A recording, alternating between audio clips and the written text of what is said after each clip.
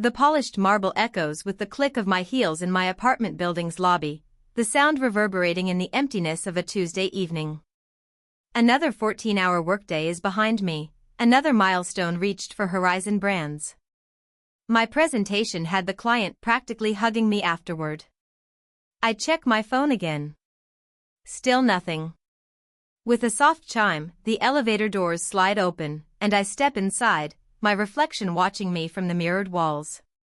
Quinn Edwards, 32 years old today, a senior PR executive wearing exhaustion like it's an expensive perfume. My green eyes look back, searching for something worth celebrating. The number on my screen doesn't change. 0 calls, 0 messages. It doesn't matter, I tell myself. I'm a grown woman who handles multi-million-dollar accounts. Birthdays are for children. But when I unlock my apartment door, the small cake I bought myself that morning sits on my coffee table, looking accusingly back at me. A single candle stands unlit in its center. A pathetic little soldier awaiting orders that will never come. To no one, I whisper, "Happy birthday" to me. I drop my leather briefcase by the sofa, kick off my heels, and sink into the cushions. Despite all the careful decorating I'd done to make it feel like home, my apartment feels hollow tonight. Steadily, the clock on my wall ticks toward midnight, counting down my birthday's final minutes. My phone remains stubbornly silent. I reach for my laptop, thinking I'll distract myself with work until this day is officially over. Maybe check that proposal one more time. But instead, my fingers betray me, opening Facebook. The first post freezes me in place. There's my brother Miles, a champagne glass raised high, surrounded by smiling faces. Behind him hangs a banner. "Congratulations on your promotion." My father's arm is draped around his shoulder, pride radiating from his face. Beaming up at her son stands my mother on his other side. The timestamp shows the photos were posted 4 hours ago. On my birthday. I scroll down. Each image is a fresh wound. Dozens of pictures. The entire extended family is there. Aunts, uncles, cousins I haven't seen in years. All gathered around Miles, celebrating. The comments swim before my eyes. "So proud of our superstar," my father wrote. "The Edwards family legacy continues," my mother added. My hand trembles as I set the laptop down. They didn't forget my birthday. They chose to celebrate something else instead. Again, the memory surfaces without invitation. Sitting alone at the restaurant table, 11 years old, a single birthday candle melting into my cake as I waited for my family to return from Miles's debate competition. They'd promised they'd be back in time. They weren't. Then at 17, shipped off to Grandma's house on my birthday weekend while my parents toured Yale with Miles. "It's his future," Quinn, Dad had explained, not quite meeting my eyes. My college graduation, overshadowed by Miles's engagement announcement at what was supposed to be my celebration dinner, the conversation quickly shifted from my summa cum laude honors to wedding venues and guest lists. Just last month, my father dismissed the Horizon campaign that increased client revenue by 41%. "It's just advertising, Quinn," he'd said, glancing at his watch. "Not like Miles's work in finance. That's the real impact." I pick up my phone and scroll through my contacts. Family names blur together. People who've never once called to ask about my accomplishments, my struggles, my life. An email notification pops up on my screen. I open it mechanically, then blink at the message. My performance bonus for the Horizon campaign, $82,000. My phone rings, startling me. My mother's name appears on the screen. For one foolish moment, hope flutters in my chest. "Hello?" I answer, hating the eagerness in my voice. "Quinn, darling." My mother's voice bubbles through the speaker. "I'm so glad I caught you. Listen, we're planning a little something for Miles and Jessica's anniversary next month, and I was hoping you could help out. Nothing major, just handling the catering and maybe the decorations. You're so good at that sort of thing." The clock strikes midnight. My birthday is officially over. Mom, I say, my voice shaking. Today was my birthday. A pause. Oh, she sounds genuinely surprised. Oh, honey, with Miles' big promotion, it just slipped our mind. Slipped their mind, like always. I stare at the email still open on my laptop. $82,000, more money than I've ever had at once. Something shifts inside me, like tectonic plates sliding into a new formation. My voice steadies. Don't worry about it, Mom, I say. The words come from somewhere new and unfamiliar. I understand what's important to this family. And for the first time in my life, I truly do. For days later at work, my fingertips hover over the keyboard, frozen in disbelief. The group chat that I am not part of, but thanks to Mom's accidental invitation, I have entered. Threads sprawl across my screen like a crime scene, each message more damning than the last. Quinn should contribute significantly to Miles' anniversary gift, my father wrote. At least $20,000. My mother's reply appears below. She just got that bonus time she supports the family for once. And there it is. My name, spelled Quan, in the family thread. 1 N instead of 2. My own mother can't even spell my name correctly. I lean back in my office chair, the leather creaking beneath me. The Chicago skyline stretches beyond my window, buildings glittering in the afternoon sun. Inside Horizon PR's glass-walled conference room, I'm supposed to be preparing for tomorrow's client meeting. Instead, I'm discovering just how little I matter to the people who should care most. My phone vibrates. Jennifer pokes her head through my doorway, her dark curls bouncing as she enters. Your brother's online too, she says, then narrows her eyes at my expression. Everything okay? Miles used our contacts at Regentech, I say, turning my laptop toward her. Pulled their marketing director into a meeting for his investment firm, without asking me. Jennifer scans the emails, her frown deepening. This is the third time he's done this. And your dad thinks you should give him $20,000 for an anniversary party? She lets out a low whistle. That's messed up, Quinn. Apparently it's time I support the family for once, I say. The words are bitter on my tongue. What exactly have they done for you lately? Jennifer asks, perching on the edge of my desk. Her bluntness is why we've been friends since orientation day 5 years ago. The question hangs in the air as my office phone continues blinking. Miles, waiting for me to pick up, probably wants another contact, another favor. Your bonus was well earned, Jennifer continues. Lawrence wouldn't have approved it otherwise. As if summoned, my boss appears in the doorway. Lawrence Chen, CEO of Horizon PR, immaculate in his charcoal suit despite the late hour. Quinn, the Westfield campaign numbers just came in, he says, sliding a folder across my desk. 41% increase in their quarterly revenue. The board is ecstatic. His smile reaches his eyes. This is why I fought for your bonus. You've earned every penny. After he leaves, Jennifer squeezes my shoulder. See, at least someone appreciates you. I finally answer Miles' call, keeping my voice professional despite the anger simmering beneath my skin. He needs Regentech's chief marketing officer at his dinner tomorrow. Important potential client. Family helping family. I'll see what I can do, I say. Non-committal. That evening, I stop at Mrs. Bennett's apartment on the 3rd floor. She opens the door with a warm smile that crinkles the corners of her eyes, the scent of freshly baked cookies wafting from her kitchen. Right on time, she says, ushering me inside.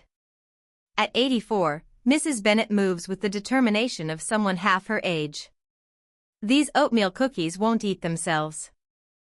We sit at her small kitchen table, the checkered tablecloth soft beneath my fingers.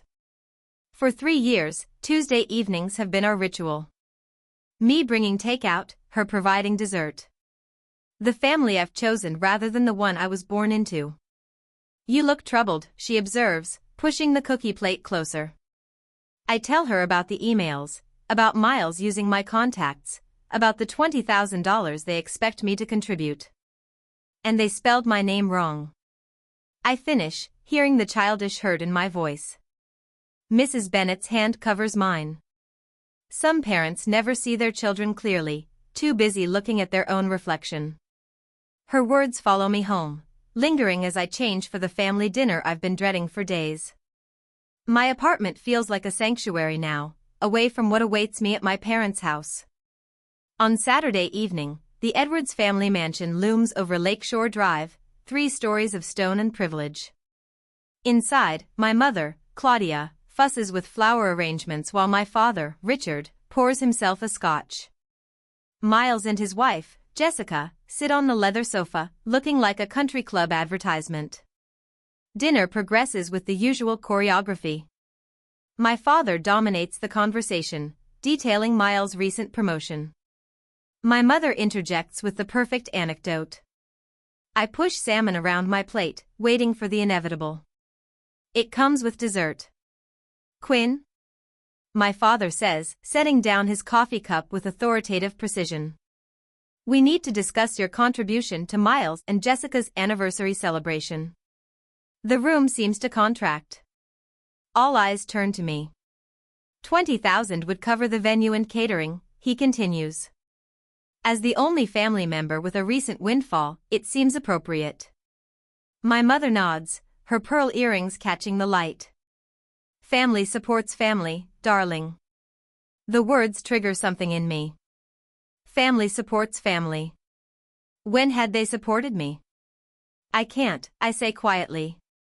My father frowns, not processing my refusal. I beg your pardon? I can't contribute $20,000. My voice steadies. That's a quarter of my bonus. I have other plans for it. Silence descends, thick and unfamiliar. No one in this room is accustomed to hearing no from Quinn Edwards. What other plans could possibly take precedence over your brother's celebration? My father's voice drops dangerously. My future? I answer simply. My mother's face crumples. After all we've done for you, she whispers, tears gathering. The performance is flawless. Designed to maximize guilt. What exactly have you done for me? The question slips out before I can stop it. My father rises, towering over the table. I will not tolerate ingratitude in this house. Your brother is the real achiever in this family. The least you can do is support his success. His words strike with precision, finding the bruise he's been pressing my entire life. I stand, legs unsteady beneath me. I need to go, I say, gathering my purse. My mother reaches for my arm. Quinn, please, don't make a scene. But for once, I don't retreat into silence. I don't smooth things over. I walk out the front door, guilt trailing behind me like a shadow. But something else, too, resolution. For the first time in 32 years, I've refused to fade into the background of my brother's life. What exactly have you sacrificed for me? She gasps, genuinely shocked. How can you ask that? We gave you everything. I have a meeting. I need to go. I hang up before she can respond. By afternoon, my father strides through the glass doors of Horizon Brands, his tailored suit and commanding presence turning heads.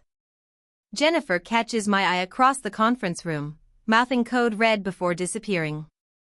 I intercept him near reception. Dad, this is my workplace. Then you should conduct yourself like a professional. His voice carries, drawing attention from nearby cubicles. Professionals honor their family obligations. Lower your voice. I guide him toward an empty meeting room, acutely aware of curious glances. What do you want? Your mother hasn't stopped crying. Is that what you wanted? To punish us because we missed one birthday? The dismissal ignites something molten inside me. 1. Try 20 years of birthdays, graduations, and achievements. You always exaggerate. He checks his watch. The point is, Miles deserves our support. $20,000 from your bonus is more than fair. My phone buzzes with an emergency alert from our biggest client. I have to handle this crisis. We'll talk later. This conversation isn't finished, Quinn. Actually, it is. I close the door behind me, hands trembling but voice steady as I dial the client. 3 hours later, I stand before our executive team, presenting the crisis management strategy that saved the Westridge account. My voice doesn't waver once. That was extraordinary work. Our CEO says afterward, hand on my shoulder. You just saved a $3 million account with that quick thinking. The client called me personally to sing your praises. Pride blooms warm in my chest, unfamiliar but welcome. Thank you. I appreciate that. Walking back to my office, I notice 6 missed calls from Miles and a text. Mom's crying every night because of you. Fix this. Fix. I silence my phone and turn to the stack of congratulatory emails from colleagues and clients. The contrast is stark. At work, I'm valued. At home, I'm an afterthought unless I'm giving something. 3 weeks after my birthday, I sit alone in a corner cafe, laptop open, a half-eaten slice of carrot cake beside me. At a nearby table, a group of friends surround a young woman wearing a paper crown. They laugh, offering gifts wrapped in shiny paper. Make a wish, Amanda. Someone calls as she blows out her candles. I watch their easy affection, the genuine celebration of her existence. The realization settles like a stone. I will never have this with my family. No amount of achievement will make them see me. My fingers hover over the keyboard. Without quite deciding to, I type, Lakefront Property, Michigan. The search yields dozens of results. I click on one. A 4-bedroom house with wide windows facing the water. A wooden deck wrapping around 3 sides. Mature pine trees offering privacy. Price, $365,000. I study the photos. Something expands in my chest with each swipe. This could be mine. My refuge. My choice. The next morning, I call a realtor and arrange a private viewing. 2 days later, I stand on that wooden deck, watching sunlight dance across the lake's surface. The owners are motivated sellers, the realtor explains. They've already moved to Arizona. I'll take it, I hear myself say. I can make a substantial down payment. Her eyebrows lift. Don't you want to think about it? Maybe bring your family to see it? No. The word feels clean, definitive. This is for me. Days later, the mortgage approval comes through quickly, thanks to my excellent credit. I sign papers in a quiet office, each signature feeling like a declaration of independence. Mrs. Bennett, my elderly neighbor who's shown more interest in my life than my mother ever has, accompanies me to the closing. You're doing the right thing, dear, she says, patting my hand as I receive the keys. Sometimes we need to build our own sanctuary. For the first time in weeks, my hands are perfectly steady. I spend weekends at the lake house, transforming it room by room. The walls fill with framed awards and photographs of moments I'm proud of. My college graduation, the team celebration after landing the Westridge account, the magazine cover featuring my PR campaign. The master bedroom becomes my favorite space. I hang a small wooden sign on the door, the birthday suite. Inside, I place a reading chair by the window overlooking the lake, stack books I've always wanted to read on the nightstand, and splurge on the softest bedding I can find. On a bright Sunday, I type out housewarming invitations to Jennifer, my colleagues, and Mrs. Bennett. My finger hovers over my family contacts, a lifetime of conditioning urging me to include them. Instead, I press send, only to those who have celebrated my successes, who see me clearly. The action feels small but momentous, like the first stone in a foundation of boundaries I'm only beginning to build. That night, I sit on my deck, watching stars reflect on the dark water, my phone deliberately left inside. For the first time in my adult life, I feel powerful. Not just successful or accomplished, but powerful in the way that comes from choosing yourself when no one else will. Tomorrow, the calls will continue, the guilt trips will intensify. But here, in this space that belongs only to me, their voices finally begin to fade. On Sunday, my thumb hovers over the post button. 3 deep breaths. Then, I press it. The photo isn't particularly special, just me on the new cedar deck, barefoot with a glass of Pinot Noir, Lake Michigan stretching blue and endless behind me. What matters is the caption, "Weekend at my new lake house." A birthday gift to myself. I set my phone screen down on the weathered wooden railing and lift my face to the golden Michigan sunset. The September air carries a hint of autumn, crisp against my skin. For 20 minutes, I simply breathe, watching light dance across gentle waves while chickadees call from nearby pines. When I finally check my phone, the notification count stops me cold. 17 missed calls, 32 text messages. My mother has called 8 times in 15 minutes. I silence the ringer and slip the phone into the pocket of my jeans. Not today.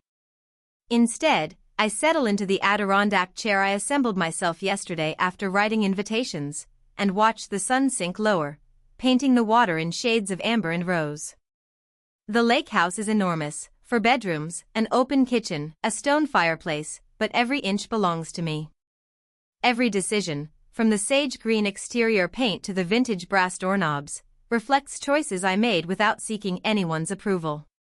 My phone vibrates again, persistent as a wasp. When I glance at the screen, Jennifer's comment appears. "You deserve this and more.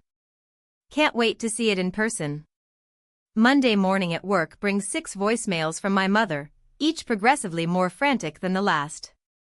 "Quinn, call me back immediately. Where did you get money for a house? Your father wants to know.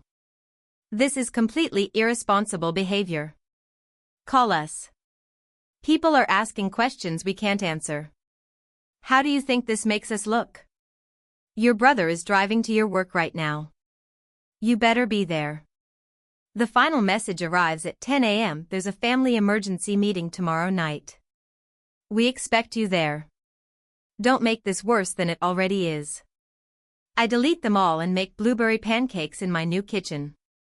By afternoon, I've hung curtains in the master bedroom and assembled the patio furniture when my work phone rings. It's Jennifer. "Your brother showed up at the office looking for you," she says without preamble. "He seemed pretty shaken when I told him you'd taken the week off. Asked if I knew where you were. What did you tell him?" "That your whereabouts weren't my information to share. Then he got that Edwards family look, you know, the one like I was the unreasonable one for respecting your privacy." I laugh, surprising myself with the sound. "Thank you." "Don't thank me yet." He cornered Devin from accounting, who mentioned something about Michigan. So heads up, they might figure it out.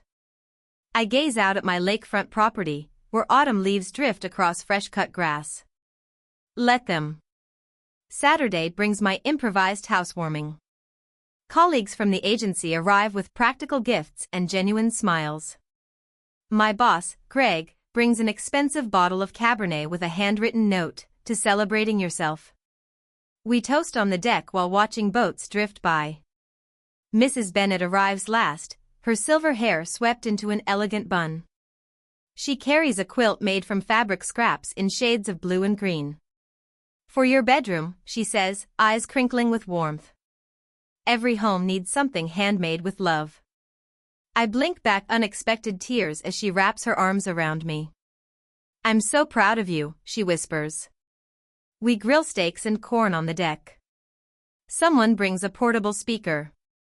80s music mingles with laughter and conversation. I take photos of everything. Friends sprawled on new furniture. Sunset reflections in windows. Mrs. Bennett teaching Jennifer how to properly fold napkins. I post these images too, each one highlighting the absence of my family while showcasing the people who actually show up for me. Sunday evening, my father texts. Where did you get house money? Answer immediately. I pour another glass of wine and don't respond. On Monday, I come back to work, and the family gossip network is fully activated. My cousin Elaine calls, voice hushed with calculated concern. Everyone's talking about your lake house, she says. Aunt Claudia is beside herself.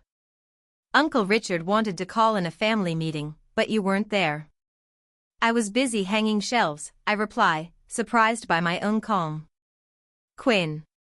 She pauses dramatically. People are saying things. What things? That you've been hiding money. That you're having some kind of breakdown. That this is all because you're jealous of Miles' success. I laugh then, a real laugh that bubbles up from somewhere new inside me. That sounds exactly like something my family would say. The call that finally comes Thursday night is from my mother. I answer on the fourth ring, settling into my porch swing. Quinn Elizabeth Edwards. She begins, voice tight with controlled fury. This has gone far enough. The Petersons, the Carsons, even Reverend Wallace has asked about your situation. My situation? This attention-seeking behavior. Buying a house without consulting the family. Posting those photos. People are asking questions. I rock gently, watching a heron glide across the water. What questions? Her voice drops to a whisper. Why you would need to buy yourself a birthday present. Why we weren't there to help you celebrate. It's creating a very uncomfortable situation for this family. How interesting. I keep my voice light. It's almost like actions have consequences. We need to fix this. Her voice hardens with purpose. I'm organizing a family dinner Sunday night. Your father and I will explain that this was all a misunderstanding. That we've always supported you. The old Quinn would have agreed immediately. Desperate to smooth things over. But that Quinn doesn't live here anymore. I'm available Tuesday next week, I say instead. 7 o'clock. And I'll bring the photo albums. What photo albums? I smile into the phone. The ones I've been keeping since I was 11 years old. Documenting everything. Documenting. For once my mother has nothing to say. On Tuesday next week, the granite steps of my parents' mansion stretch before me like a courthouse walkway. I grip the 3 photo albums tighter against my chest, my knuckles whitening around their edges. The evening sun casts long shadows across the manicured lawn, shadows that seem to reach for me, trying to pull me back into old patterns. I ring the doorbell instead of using my key. Tonight, I'm not family. I'm a prosecutor with evidence. The heavy oak door swings open. Dad stands there, all 6'2" of him framed in the doorway. His silver hair is perfectly combed despite the hour. His eyes flick to the albums in my arms, then back to my face. You're late, he says, turning away without waiting for a response. No hug. No smile. Just criticism. I follow him into the foyer where Mom waits, tissues already clutched in her hand. Her eyes are red-rimmed, makeup carefully applied to look like she's been crying without actually ruining her appearance. Quinn. Her voice breaks dramatically. We've been so worried. I don't answer. The script is too familiar, her tears, my guilt, my eventual surrender. Not tonight. Miles appears from the living room, drink in hand. He pauses when he sees me, his expression shifting from casual confidence to something uncertain. I stand straighter, holding his gaze until he looks away first. Dinner's getting cold, Mom says, turning toward the dining room. The table is set with the good china, candles flickering in sterling silver holders. A peace offering, or a bribe. I place the photo albums on the sideboard and take my usual seat opposite Miles, diagonal from the head of the table where Dad reigns. Your mother made your favorite, Dad says, serving himself first as always. Beef Wellington. It hasn't been my favorite since high school. Miles prefers it. Let's just cut to the chase, I say, leaving my plate empty. I know why you called this dinner. Mom sets down her fork with a theatrical sigh. Quinn, sweetheart, we're just concerned about your impulsive decisions. Buying that lake house without consulting us? Dad interjects, knife slicing through his meat with surgical precision. It reflects poorly on the family image. Reckless spending, poor financial planning. It was my bonus money, I say quietly. Money that could have been invested properly, he continues as if I hadn't spoken, or contributed to something meaningful for the family. Miles clears his throat. Quinn, no one's saying you can't have nice things, but maybe selling it would keep peace in the family. Mom's been crying every night. Mom dabs at eyes that remain suspiciously dry. You're breaking your mother's heart, she whispers. I push back my chair and walk to the sideboard. The album feels heavy in my hands as I return, placing it at the center of the table. I brought something I thought you should see. Dad's mouth tightens. We don't have time for scrapbooks. Make time. My voice doesn't waver. I open the first album, pages of Miles in party hats, Miles blowing out candles, Miles surrounded by towers of presents. Ages 6 through 25, each birthday documented with professional photography. Turn to page 16, I tell Miles. He hesitates, then flips the page. A photo of his 18th birthday. A car with a giant bow. Dad handing him keys. Mom crying tears of actual joy. I slide the second album forward. This one's mine. Mom reaches for it first. Her fingers tremble slightly as she opens it. Empty pages stare back at her. A few scattered photos, me alone with store-bought cupcakes. One of Mrs. Bennet hugging me on my 30th. Nothing else. There was nothing to put in it, I explain. On my 21st birthday, you were at Miles' engagement party. Remember?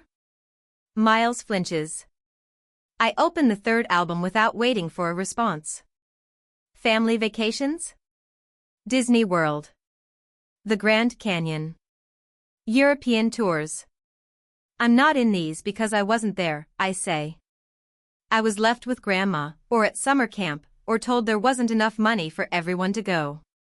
Dad stands abruptly, chair scraping against hardwood. What's the point of this melodrama, Quinn? You've always been the difficult one. The point is evidence. Next comes a spreadsheet, printed and highlighted. This tracks family spending.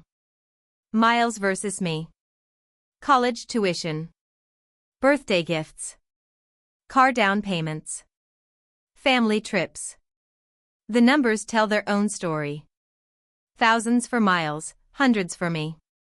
And this, I say, pulling out a worn diary page, is from when I was 9.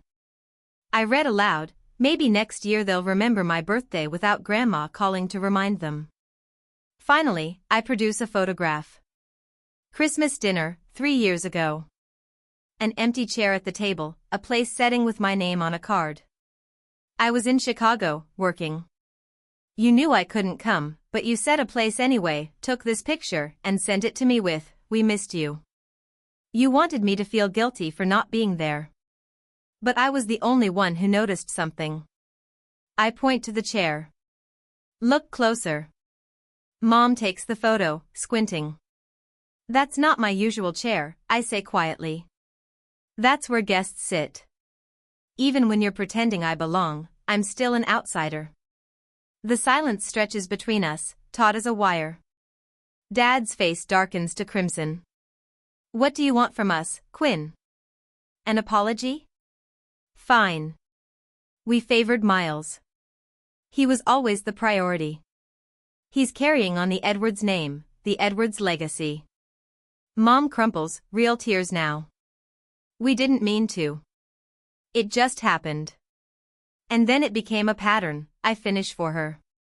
And I was easier to ignore. Miles hasn't spoken.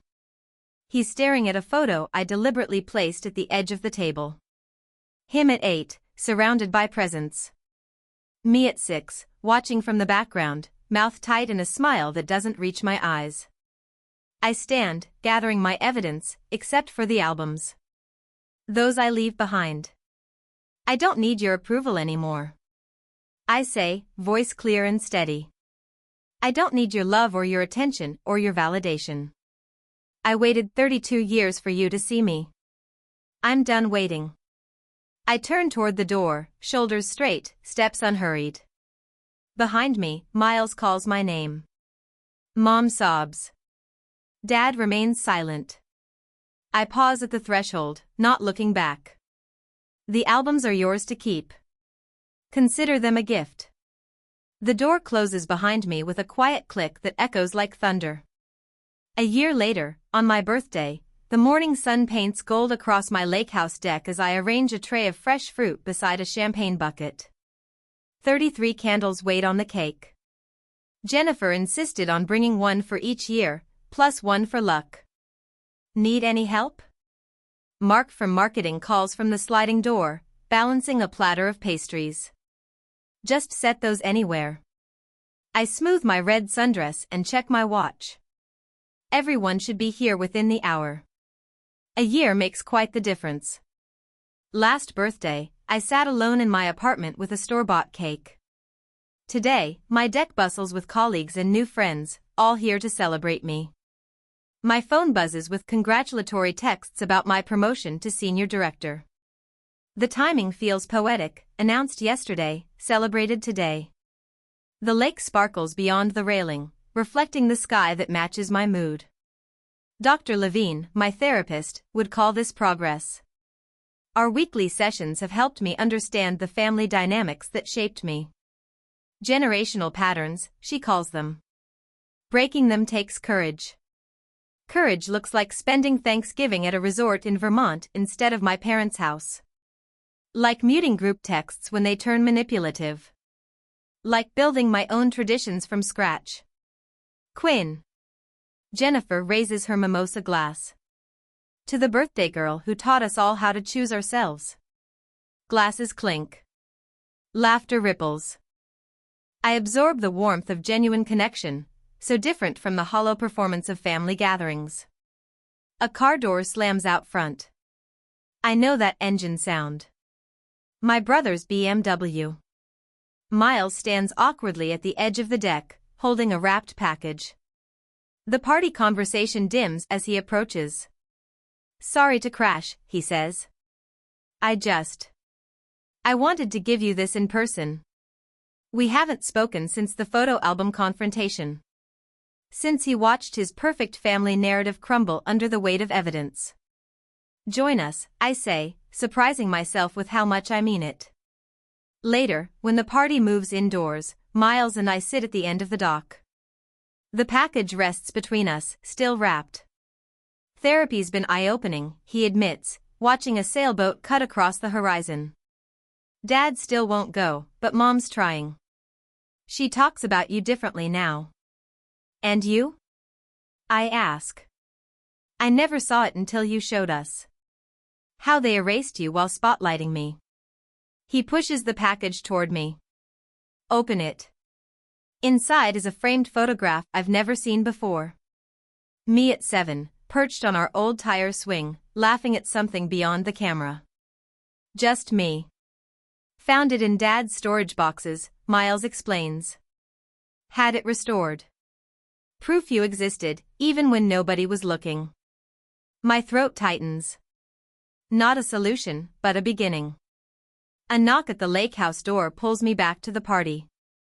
Through the glass, I see my mother standing alone on the porch, clutching a small bakery box. She insisted on coming, Miles says. I didn't tell her where until today. Mom's hands tremble as she holds out the box. Inside sits a cupcake with a single candle. Happy birthday, Quinn, she whispers, her rehearsed smile faltering into something more genuine. I brought carrot cake. You always liked that, didn't you? I did. She remembered. The party's winding down, I say, stepping aside. You can stay for cake if you'd like. Her relief is palpable. Small steps. After everyone leaves, I walk back to the dock as twilight settles over the lake. Last year, I spent my birthday staring at an empty inbox in a sterile cafe. Tonight, I'm surrounded by gifts chosen with care, echoes of laughter, and the beginnings of boundaries that protect without isolating. My phone chimes with a text from Mrs. Bennett. Did you enjoy your day, dear? I smile as I type my reply. For the first time, I truly celebrated myself. The lakehouse windows glow behind me, light reflecting on the gentle waves. I raise my glass to my silhouette against the sunset, toasting the woman who finally learned that validation begins within. What gift have you given yourself that changed everything?